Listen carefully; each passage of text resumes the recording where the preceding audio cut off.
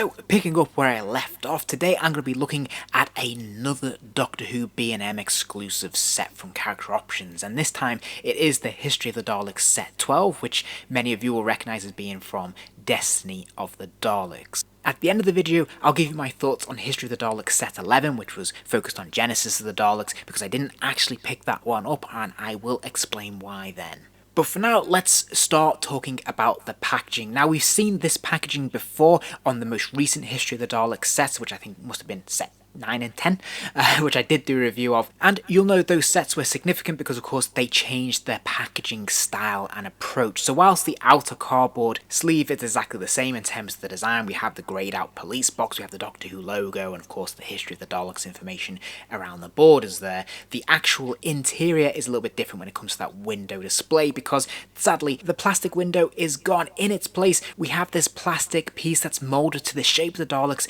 and stuck against them and sort of strap them to the back of the card inlay.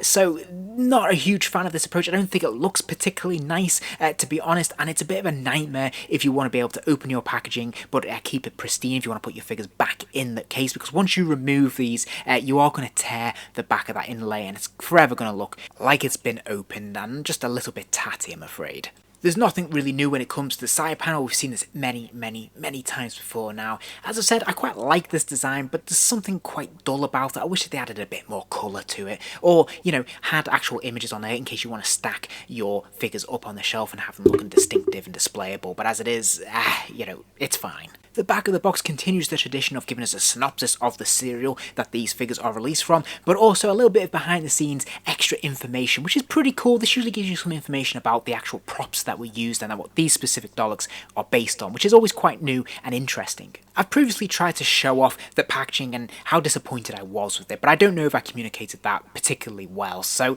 I'm going to have another stab at it. As you can see, it's really flimsy now. Without that plastic window holding things together, this feels very cheap and just, yeah, a bit flimsy. That's the only word I can use for it, really. It doesn't feel very robust at all. And I'm also really gutted that we've lost the diorama background and the inlay. It's just this grey, nondescript bit of card now. So once again, we have two Daleks in this set, two individual drones, and there are very subtle differences between the two if we know where to look. And you may be wondering how these Daleks differ from any previous Daleks in any of the other History of the Daleks sets. Well, chiefly that comes down to the main colouring that we can see here. Obviously, they're a little bit brighter, they're more of a teal kind of colour, which is quite nice. But also, these Daleks were a little bit more battered in the show. They're a little bit shelf-worn, shall we say, and they've tried to reflect that in these releases. So in terms of differences between these two drones, the major one that you can see is around the ears here. We can see obviously on this one on the right here we have this extra dark circle around the ears, whereas the one on the left doesn't have that. Likewise, if we look at the central column in the midriff area, we can see that one of them has this big black spot that's painted in on the front of his chest area, whereas the other one is completely blank. Likewise, if we're looking at that first Dalek on our left, we can see that underneath the chest area, he has his undercarriage all sort of painted in a deep black, where again, on the right hand side, this is completely blank once more. And then there's some very subtle differences to the very bottom of the skirt as well. Again, on the left hand side we can see the silver sort of trim running around the edge of the skirt, whereas on the other one it is completely black. Now, the other thing I wanted to point out though is looking at the extra paint applications that have been applied to the skirt. If we look at the sort of the baubles, the bumps on the skirt, we can see there's some sort of added silver paint here to resemble scratches or bumps, and likewise we can see that on the skirt as well. This shows that these Daleks have seen a bit of action, that they've been through the mill a little bit and they're a little bit more worn, again reflecting what we see in the actual show, because sadly these Daleks hadn't been best maintained or looked after between serials. So between Genesis of the Daleks and Destiny of the Daleks, they needed a little bit of extra care, I think. As for articulation, it is the standard stuff we've seen a million times before, but just in case this is your first Dalek, he does have articulation in the dome, of course, so his dome will spin all the way around. There is also a hinge at the eye stalk, so the eye stalk will look up and down as well. Then there's two ball joints for the plunger and for the gun arm as well, so they can look pretty much any direction you want, which is great. And then underneath we have these wheels, so Daleks will of course move forwards, backwards and from side to side.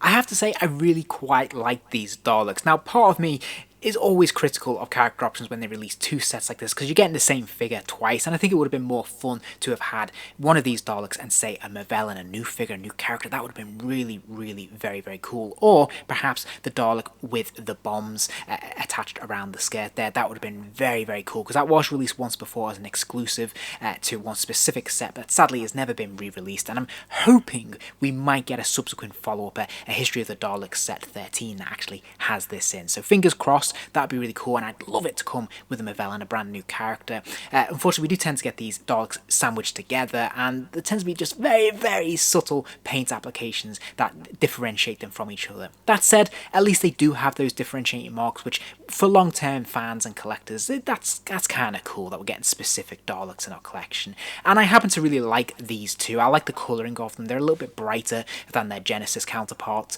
and I think that works a lot better in the collection.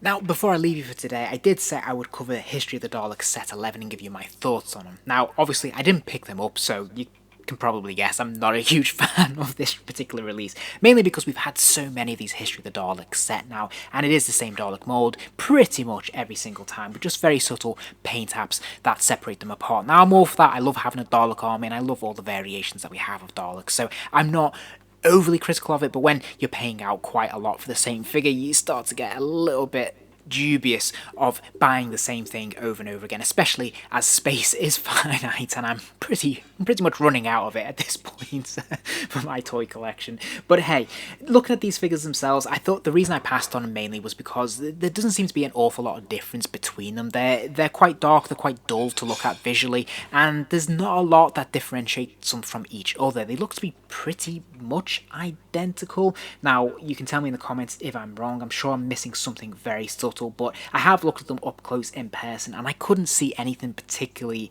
obvious that separated them between each other. So for me, this was an easy pass. I know that this is a really classic story and a lot of people are going to want these to go along with their Davros in the Creation of the Daleks set, which is perfectly understandable. But for me, I just didn't feel like I needed an extra pair of these Daleks.